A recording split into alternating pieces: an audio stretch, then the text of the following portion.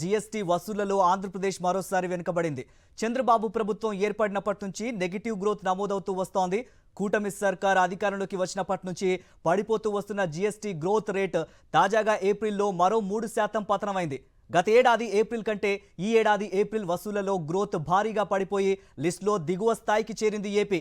దేశం మొత్తం అన్ని రాష్ట్రాలతో పోలిస్తే ఏపీ స్టేట్ జీఎస్టీ వసూళ్లు భారీగా పతనమైంది.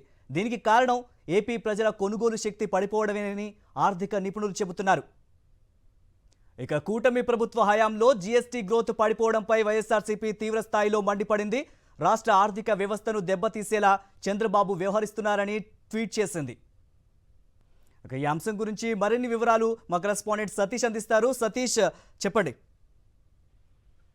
మురళి, ఆంధ్రప్రదేశ్ రాష్ట్ర ప్రభుత్వం ఈ నెలలో కూడా జిఎస్టీ వసూలులో నెగిటివ్ గ్రోత్ నమోదు చేయడం అన్నది ఇప్పుడు తీవ్ర చర్చనీయాంశంగా మారింది.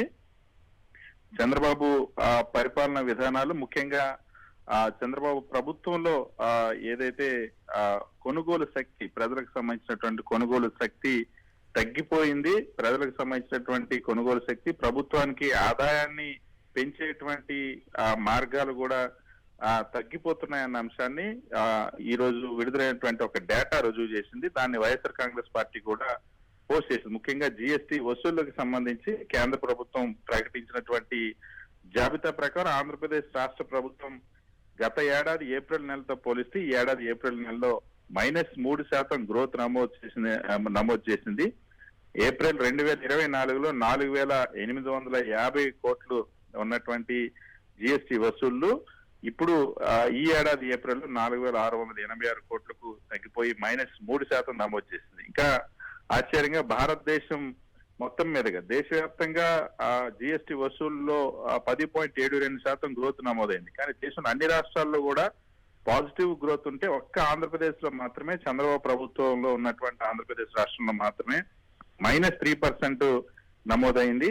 మన ఆంధ్రప్రదేశ్ రాష్ట్రానికి చుట్టుపక్కల ఉన్నటువంటి దక్షిణ భారతదేశ అన్ని రాష్ట్రాల్లో కూడా కర్ణాటకలో 11% వృద్ధి నమోదైంది, కేరళలో 5% వృద్ధి నమోదైంది, తమిళనాడులో 13% వృద్ధి నమోదైంది, తెలంగాణలో 12% వృద్ధి నమోదైంది. ఆంధ్రప్రదేశ్ రాష్ట్రంలో మాత్రం -3% నమోదు అయినటువంటి పరిస్థితి. దీన్ని వైఎస్ఆర్ కాంగ్రెస్ పార్టీ కూడా తమ ట్విట్టర్ లో ప్రశ్నించింది. చంద్రబాబు ప్రభుత్వం తీసుకుంటున్నటువంటి ఏవైతే నిర్ణయాలు ఉన్నాయో గతంలో ఉన్నటువంటి పరిస్థితి కంటే భిన్నంగా ఉండడం, ప్రజల కొనుగోలు శక్తి తగ్గిపోయినటువంటి పరిస్థితి నేపథ్యంలో ఇప్పుడు జిఎస్టీ వసూళ్లు పెద్ద ఎత్తున తగ్గిపోతున్నటువంటి పరిస్థితి. ఇప్పుడే కాదు, చంద్రబాబు ప్రభుత్వం ఏర్పడినప్పటి నుండి కూడా గత జూన్ నుండి కూడా క్రమంగా ప్రతి నెల కూడా ఎక్కువగా అత్యధికంగా ఇప్పటి వరకు జరిగిన ఈ 11 నెలల కాలంలో అత్యధిక మాసాల్లో నెగిటివ్ గ్రోత్ నమోదు చేసింది. సో దీనిపైన వైఎస్ఆర్ కాంగ్రెస్ పార్టీ మండిపడుతుంది.